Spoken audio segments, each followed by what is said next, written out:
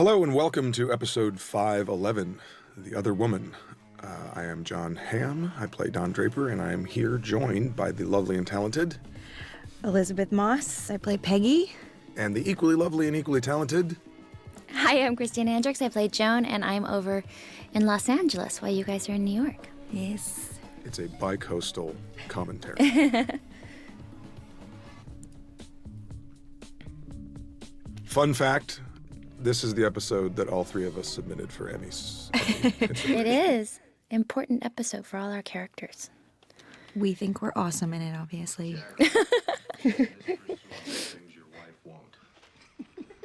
What I say before, the client doesn't want to hear the word mistress. Salesman can use it, but the campaign can't.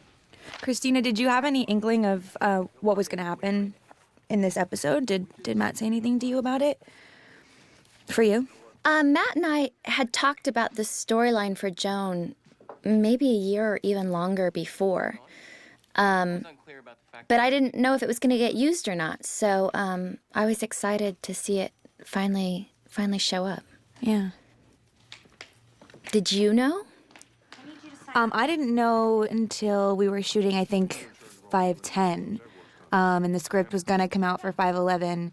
And he called me and, wanted me to hear that I was from him, me to hear about it from him rather than reading it and freaking out.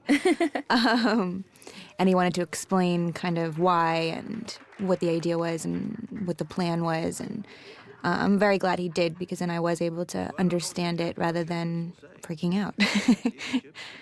And you know the plan more than anyone. I still don't know the plan. Well, I think I have an idea, but, things change. The word on the sign. Well, then we have nothing to worry about. The dealership on the ground floor. But he just, I think, wanted to more assure me that, I was still going to be a part of the proceedings and wasn't going to be leaving forever. That would be crazy. But you never know. It's, it's like you don't think you're above that. There's so many great characters on this show who are no longer there. And so, you never know. Joan Harris, built like a B-52. It's good to keep us on our toes. Exactly. You never Keep know us if we working. got a job or not. Keep us working hard. She's a very interesting girl. She's one of these free spirits, open to ideas. So you like redheads? I think I know some. I like that redhead. And I think she and I would both welcome the opportunity to spend a night together. Well, you could ask her out. It wouldn't be a conflict. No. One of the reasons Matt told me that he wanted to use this storyline If it happens, it would make me happy. with the client sort of, No guarantees in life, right? asking to be intimate with the secretary is that he'd heard the story so many times from so many people. And it just seemed so prevalent and so real that he felt like it was something he needed to put in the show. And he already knows that. It's actually almost surprising that we haven't really done it yet. I mean, everybody sort of slept with everybody, but this specific thing of an office employee being sort of pawned out to get an account is kind of crazy that it hasn't even come up yet. It's true. An audition? Why didn't you call? Honestly, because I had to go to 10th Avenue to get the script, and then I went and talked to Fanny, who teaches my auditioning class. You're very good at it. And it is interesting how we see at the beginning of all of this is, the episode title is The Other Woman. And it's very much about not only, Joan's decision, and Peggy's decision, but also Megan's sort of dealing with being, wrestling with this other career that she is embarking upon, and the very beginnings of that. The Jaguar is beautiful, but unreliable. Comes with a toolkit the size of a typewriter. You basically have to own another car to go. And obviously the symmetry with the car, symbolism of the car being another woman that you want to possess or own in some way. I felt like there was so much this season about the women of the show really taking ownership of their lives, but in really different ways, and making very sort of different choices, but strong choices, sometimes questionable, but really trying to kind of go after what they wanted.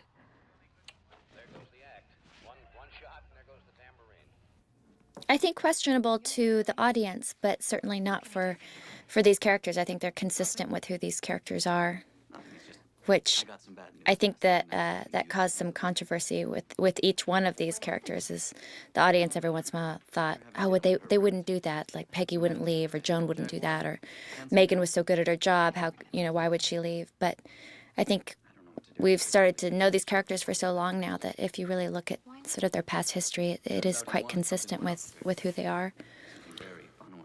Yeah, I know. We also see, not just with the women, but, Pete, the whole season so far, Pete has really sort of taken a much more leadership position in not only in the company, but in sort of the affairs of accounts. And he very much takes the reins on this. You see Ken and Don and other people sort of blanching a bit.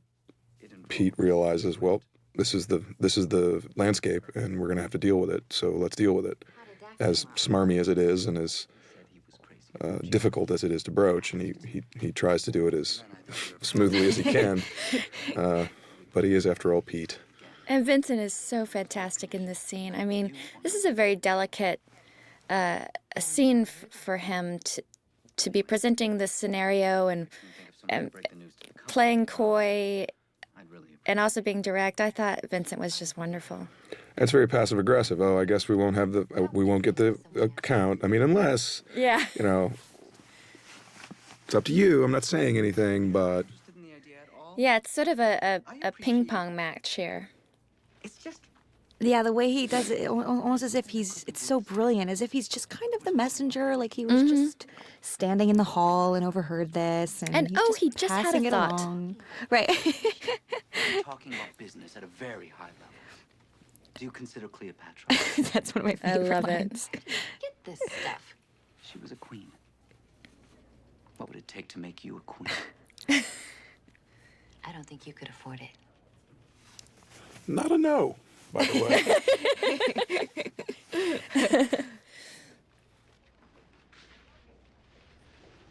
This was an act of desperation. I hope I haven't insulted you. That's all that matters to me.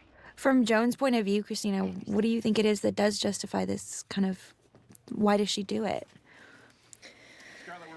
Well, I mean, quite simply, she's become a single mother quite recently, and she's put her heart and soul in this firm for years and years. I think she's probably on 12 years working there now, and she's got to support her family. And I think it comes straight down to survival.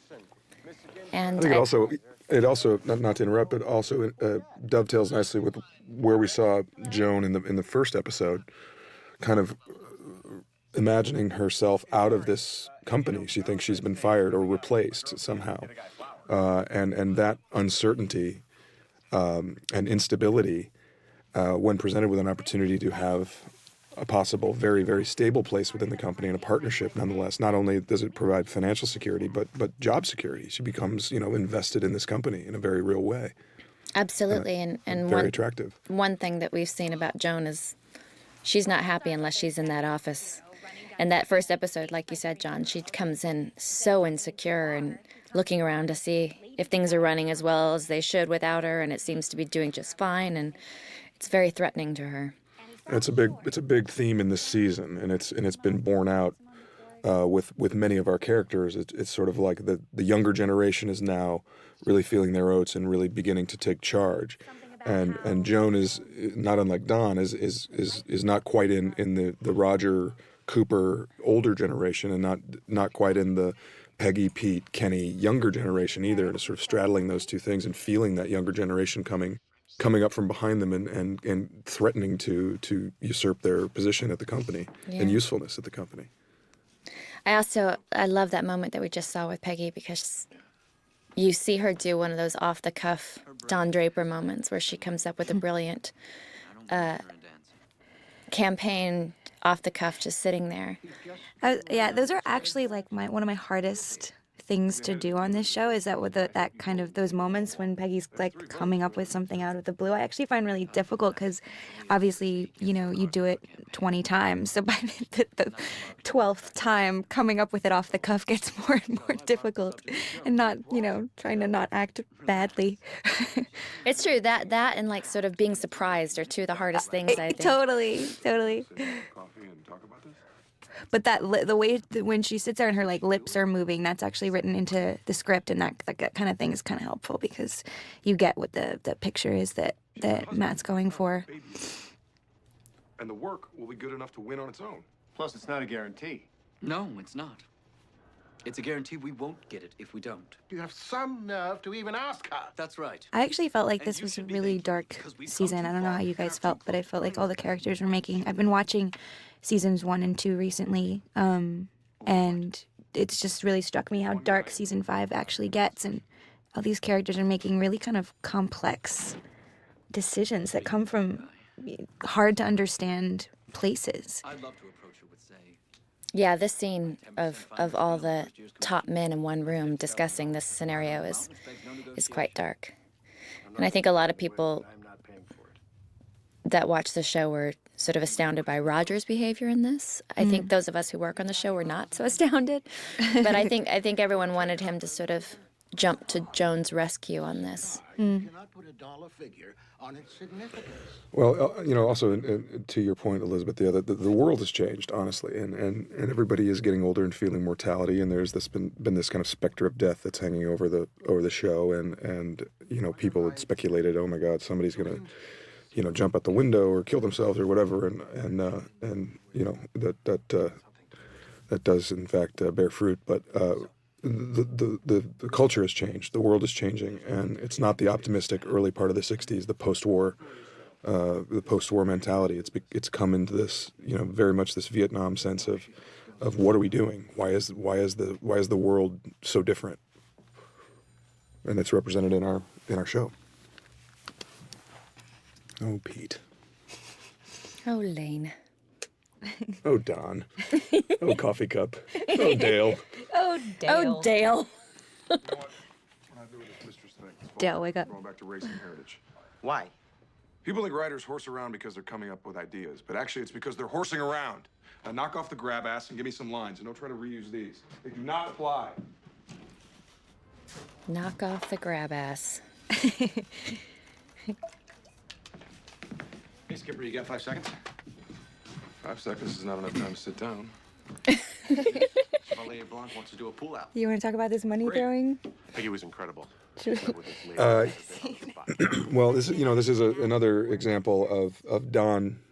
We've shot a version of this scene a lot where Don is in the wrong place to hear good news, and Peggy's very excited and very happy about what she feels is rightly so a victory, You know what? You want to go to Paris? and Don Here. is Go to Paris. dismissive. That was a very not a fun scene to shoot, but because I had to throw money in Elizabeth's face about 15 times and missed a bunch of times, but I did hit it once. It makes me cringe every time I see it. It's just horrible and dismissive, and two people in very, very different places.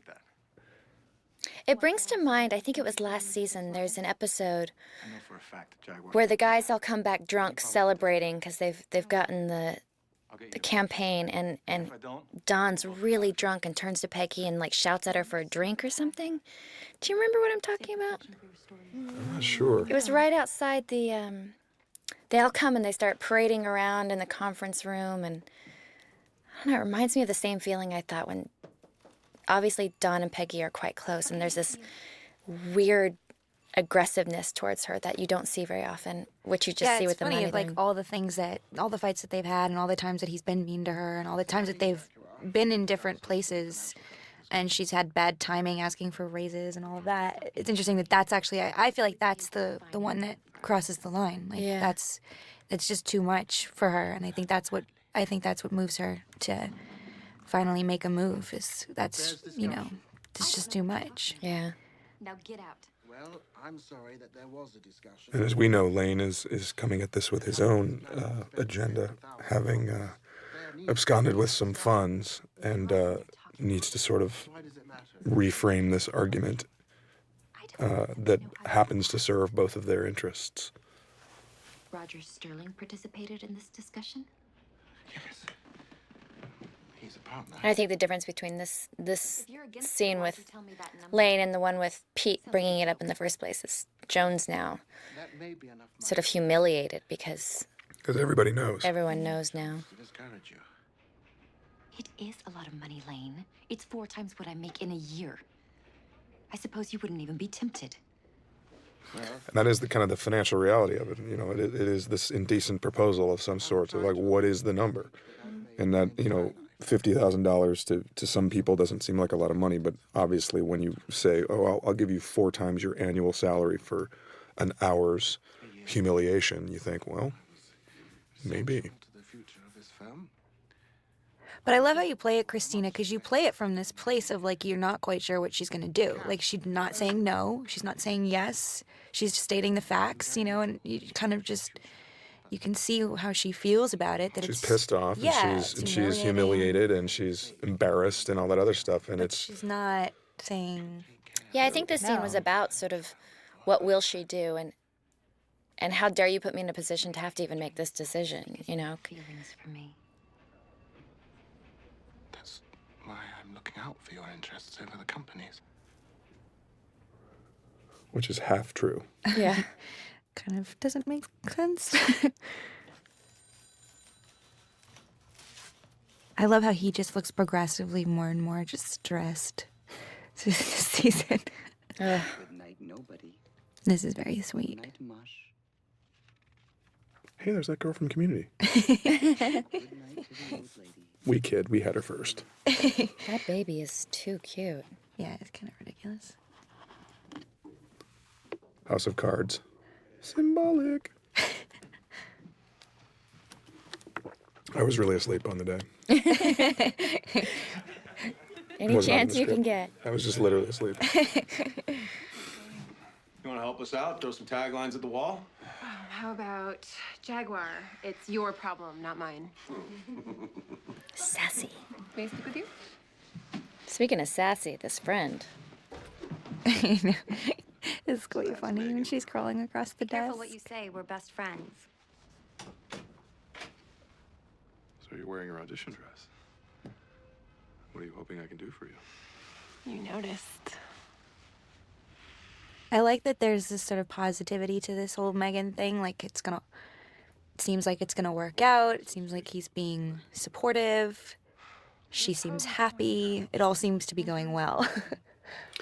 And in many ways it is. And you know, this is that weird sort of Megan is young and is an actress and is dealing with confidence and you know, wanting to be seen as a talent and knows that her husband sees her that way and sort of craves this adoration and validation through sex.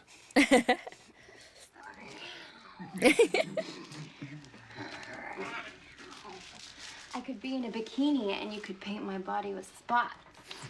Jaguar, try Actresses. Don't try and tame it. Oh, actors. So she just comes and goes as she pleases, huh? Ginsburg. Yeah, I got it.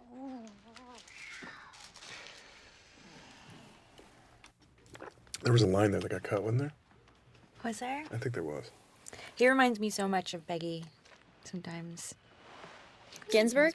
Yeah, he does. They've got that same like sort of single-minded, you know, workaholic thing, and the sort of like earnestness. Diligent, I'm doing a good Yeah. job, you know, Yeah. in the face of general grabassery. Actual word, rabassery. Absolutely not. It's an epic poem for me to get home. And you're dressed for bed at dinner. I like that line. It's an epic poem for me to Let's get stop home. playing games. It's fun. Talking about. I'm tired of competing. Your love affair with Manhattan is over. Well, how can you stand living out here in this cemetery? This is a big, you know, another theme that's been sort of going through the season is Pete's gradual transformation sort of into Don and Don's suburban life, which he didn't have up until this season when they moved out into the suburbs, and is sort of realizing that, oh, I want this and I want the house and the thing and the kids and realizing that is maybe not all that he wants. It's 8. Where were you? What's that smell? The refrigerator's on the fritz. I had to take everything out. Did you call someone?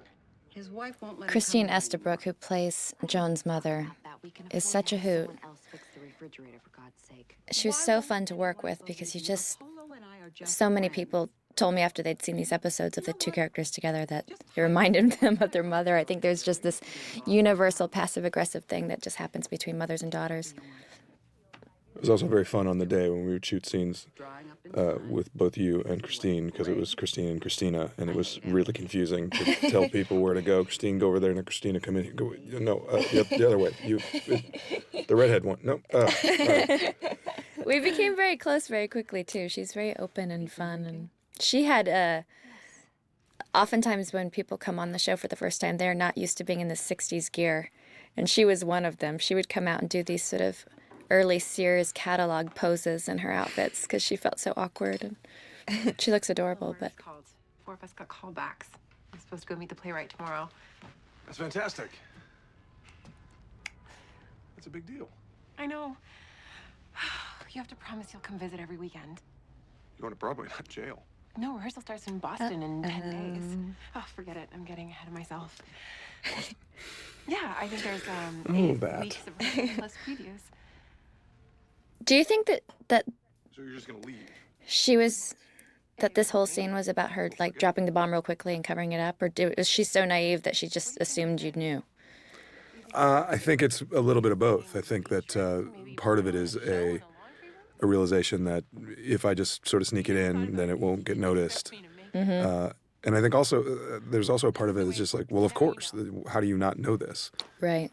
And it is Don really hasn't thought it through in many ways, and is realizing that how much he hasn't thought it through.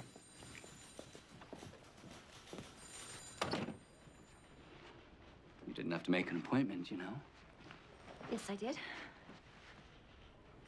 Tell them I want a partnership, not silent, comprising 5% of the business.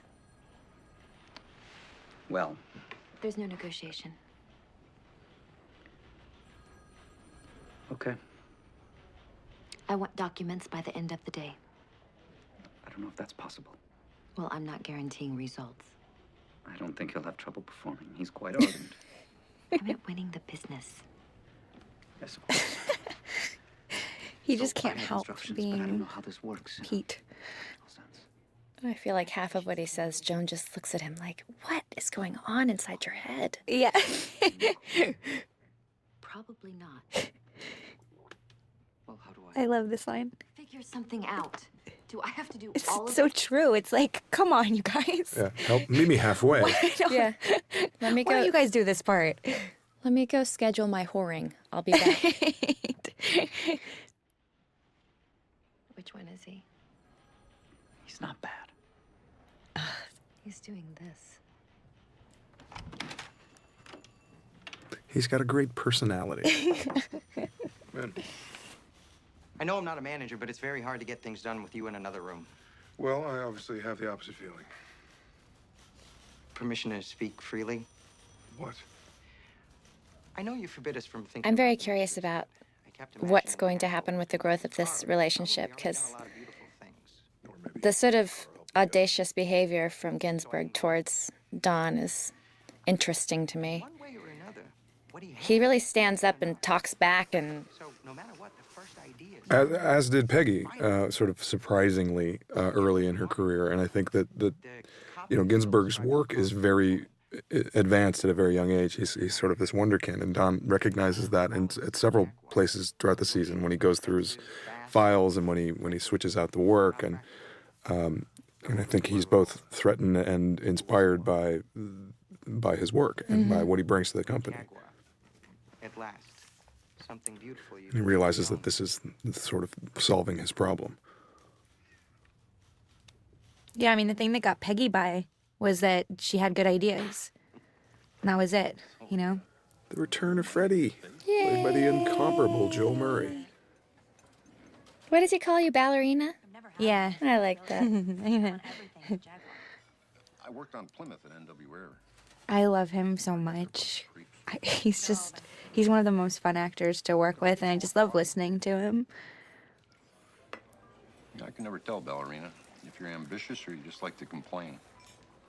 Why can't it be both? I like That's to, all- I'm sorry, John, go ahead. No, go ahead. I was just going to say, when you were talking about how the office is split up in these sort of different generations of people, and I like that Freddie represents the sort of original group of guys that were, that you saw at Sterling Cooper, and people have shifted to different agencies and stuff, but he's one of the representatives of sort of the old school guard.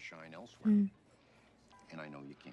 And he also gives very good advice, and it's interesting because the characters are so at ease with one another. In many ways, Freddie gave Peggy her first break, was the first one to sort of identify something more in her, and there's an ease between these two characters that's really nice to see. Peggy's obviously going through a lot of turmoil in her life and professional life, and this is someone who's gone through a lot of change in his life and realizes that it's not the end of the world, and part of business is moving on up, and Freddie gives a very compelling argument here. He'd tell you to leave in a second.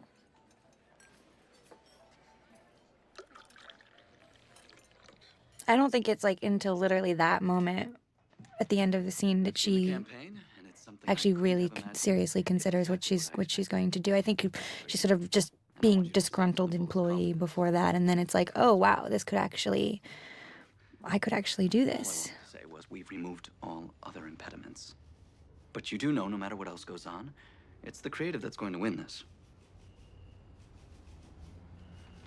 Close the door. It was 4-0. You abstained in absentia. The conversation doesn't end just because you leave the room. What did you promise her? A 5% stake as a voting partner. Dawn, could you buzz Mrs. Harris? She's not here. Actually, Dawn, could you get my things? Yes. You should be well rested. I don't want it like this. It was her idea.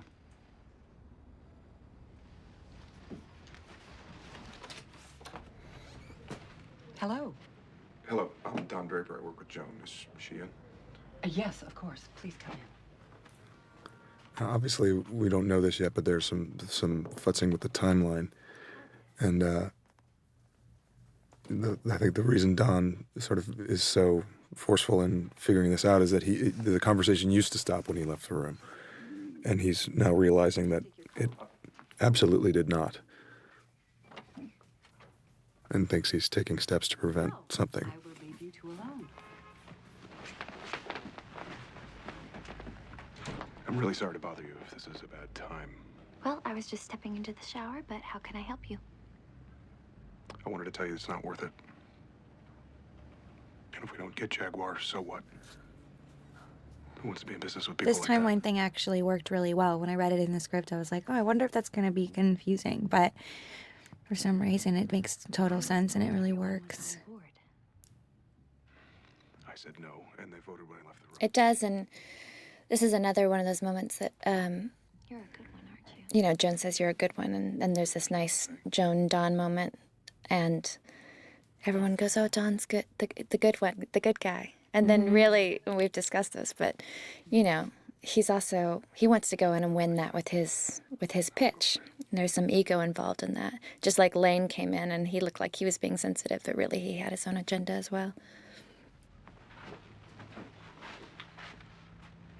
Say goodnight to your friend. Good luck tomorrow.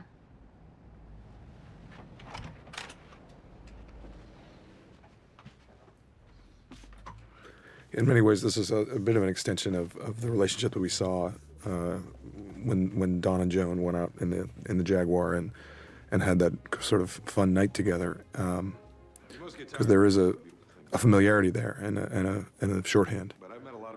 And this pitch was about a page and a half long, unbroken. Although it's cut up now with the flashbacks. It was a cool. We shot this at the Biltmore in one of the ballrooms. It's such a beautiful speech. Unattainable. You look radiant, Joan. May I call you Joan? I'm Herb, by the way. Well, I should hope so. We're taught to think that function is all that matters. But we have a natural longing for this other thing. Oh, I got you a little something. It's a reappearance of the fur that Roger got her. Oh. I thought a woman with your complexion would look good at Emerald. He is correct. When I was You do look driving great the in E-Type, Emerald. I passed a 10-year-old boy in the back. Man, I think every woman does. Eyes follow. Oh. The fur that Roger got her and the fur that Don sold Roger. That's right. I feel like a Sultan of Arabia, and my tent is graced with Helen of Troy. Those are two different stories. Although she can't help herself but to correct him, even in that scenario. You're an idiot. I like the way that she's so. It's very painful, and she's almost seems like if she's gonna break, like if she'd just shatter if you push too hard. But at the same time, like I like the way that you played it very proud. Like this is the choice that she's made, and she's sticking, she's sticking by it.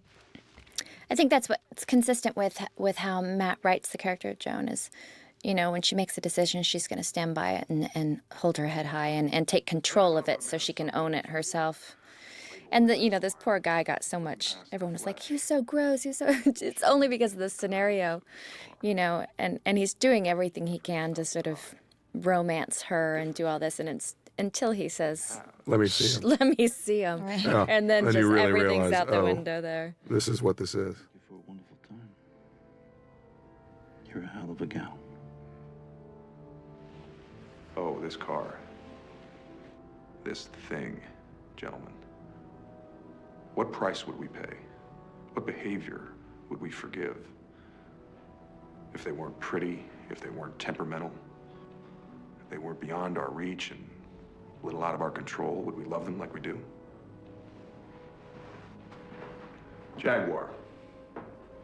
At last, something beautiful you can truly own. It's great. I always wondered, it's such a good campaign. It just makes you think, well, would it have just gone through if she hadn't done that? Why'd you tell him That's what's so kind of painful. boss? You should see him. But maybe not. It's a pretty good pitch. It's a pretty good one.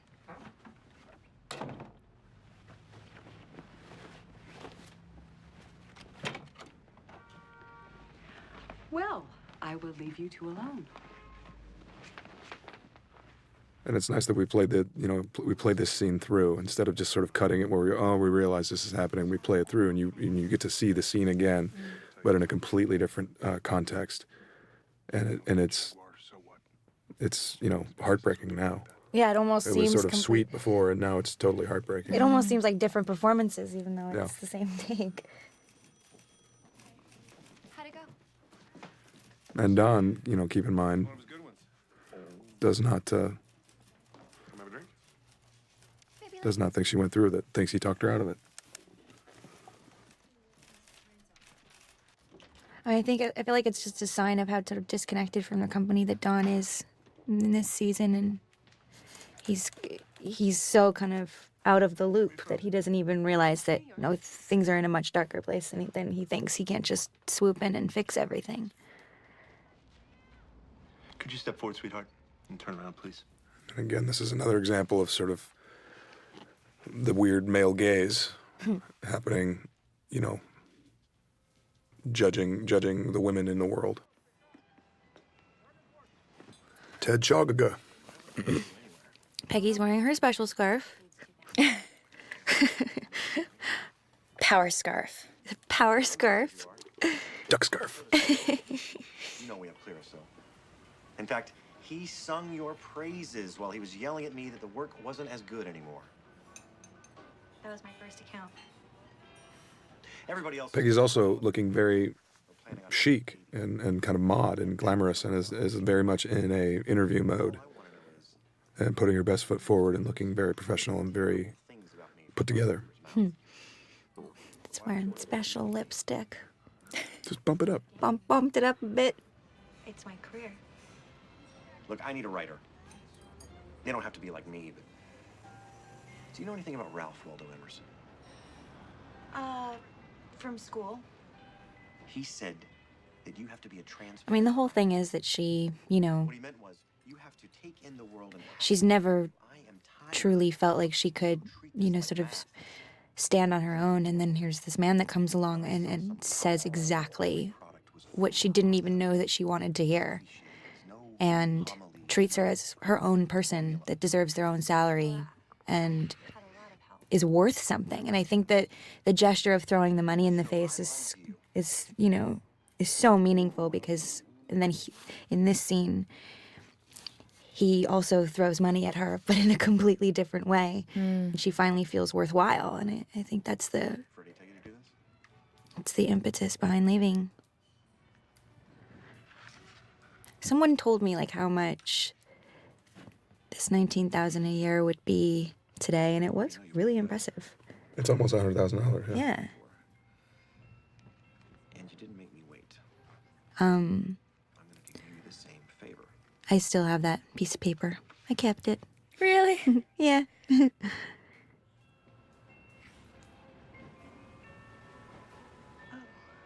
Matt, in typical fashion, was extremely specific about how that was written on that piece of paper and how the Sterling Cooper Draper Price was even crossed out. And I believe someone came over, I can't remember who was on set at the time, but someone came over and was like, demonstrated exactly how, like, which direction the crosses were supposed to go, Wow. In a very specific image. How'd it go? Maybe you should frame it then. I totally should. I probably will, just because I'm it's pretty stupid and significant for your sentimental like that. How did yours go? We're waiting to hear. And so we have three women that are at sort of crossroads in their lives, and one succeeds sort of unequivocally, and one fails unequivocally, and one is in a very nebulous success at what cost world. So it's a nice kind of three versions of these three women and how they're treated by the men in their lives. Because I'm not going to.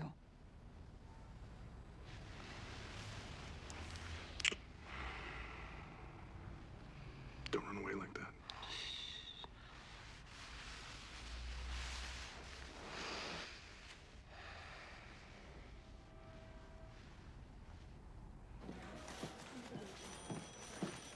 Good morning, Mr. Draper. Miss Olson wants to see you. Peggy! Come on in. Almost mowed down. Literally. She said he was in his office crying. Jaguar's calling the president of every agency. Dancer just got a big no thanks. Darcy's out too. Bad timing. I'll be in over my office. Here. I had a thing. It's not That's important. not important. Roger Sterling's office. I think that every step of the way she's hoping that something changes and something stops her from going. And it's just, with every move, it just pushes her in the direction of leaving. And now we know Don knows. Hello. Hugh, how are you this morning? Well, I'm glad to hear that. We like him too. Well, that is terrific news. Bravo! Spectacular. Great. We'll be over this afternoon to kiss the It bride. just feels so painful. And Great news, but at what cost?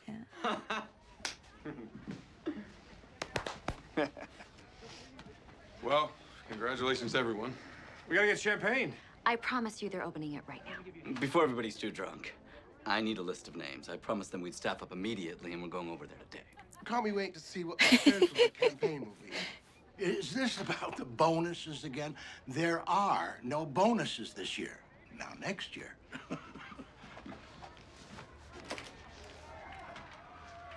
Joan, shall we address the men?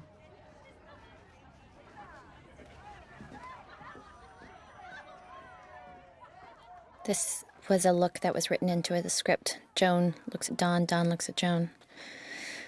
But it says a lot about the two of them and says a lot in a quick moment. Congratulations. You wanted to talk to me? Are you not busy? I'm not in the mood. You really have no idea when things are good, do you? Please don't let me have this conversation.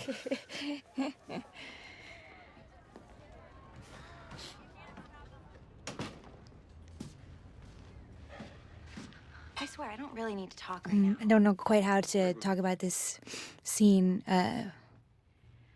It's a kind of difficult because it was very personal and it felt like the line, but the line between fiction and reality was very blurry. I've been in that office for 5 years and played Peggy opposite Don, and I wasn't quite sure. I thought I was going to come back, but at the same time wasn't 100% sure what was going to happen, and so it was a very meaningful scene to me, and I felt it very deeply. It was the only time in my entire career that I've been asked to rein it in and pull it together, literally.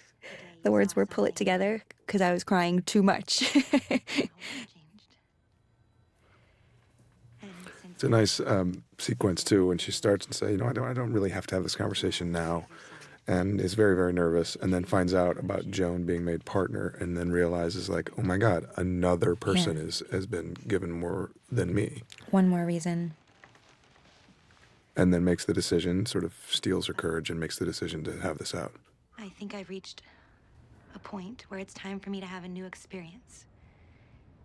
Really? I was really grateful for how they edited this scene and what takes 8 shows, and because I think that the story that we're trying to tell is it's her calmness and her certainty and the fact that she's not emotional and the fact that she's actually the adult now. And she is the person that he has wanted her to become. And that's when I think he realizes that she's serious, because she's not emotional. And she stands strong, and I think that is very important to kind of tell that story. You're serious? It wasn't easy. Oh, I'm sure it wasn't. And what's amazing about your performance in this, John, is the ups and the downs and like the 5 different emotions that you hit in this short period of time. Yeah, the disbelief and then the hurt and it's such a beautiful scene between the two of you. And then the anger. And then he's so mad at her, it's like... Good thing that's ever happened to you. And you tell me the number, or make one up, and I'll beat it. There's no number. There's no number? And unlike Joan's negotiation, there's a definite no from Peggy. It is a decision that she's made and is carrying out.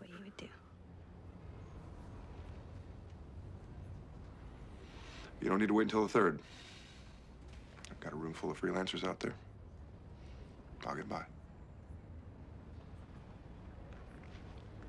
I understand.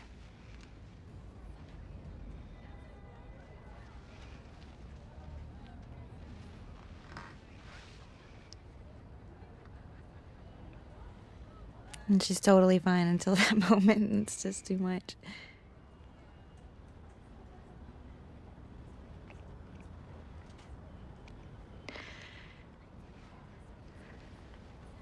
Oh, so good. Don't be a stranger. And there were a couple things going on in that, too, where Phil, who directed the episode, said, don't let go of her hand. And they didn't tell me. And she was trying to pull away and couldn't. And there was another part of it that just, it's been echoed so many times in the show of Don and Peggy sort of holding each other's hands in very different capacities and different contexts.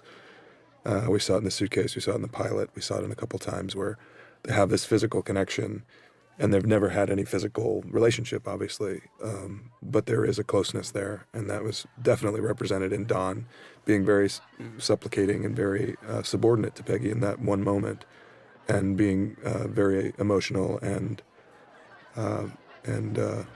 unguarded and vulnerable. And I think she desperately doesn't want to leave, that's why she kind of has to leave right now and can't look back, or she'll never go. It's pulling off a Band-Aid. You have to get it done. Now, this is my favorite moment, though, because I love that...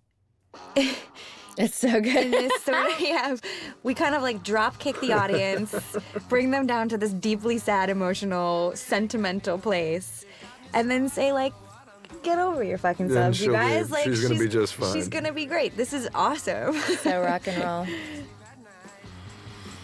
That was it, guys. It's nice watching The with you Other guys. Woman. Yeah, that was lovely. Enjoy New York. Thank you. Enjoy You can hear us commenting on other episodes on the DVD. All right, bye-bye, everybody. Bye, guys. Bye.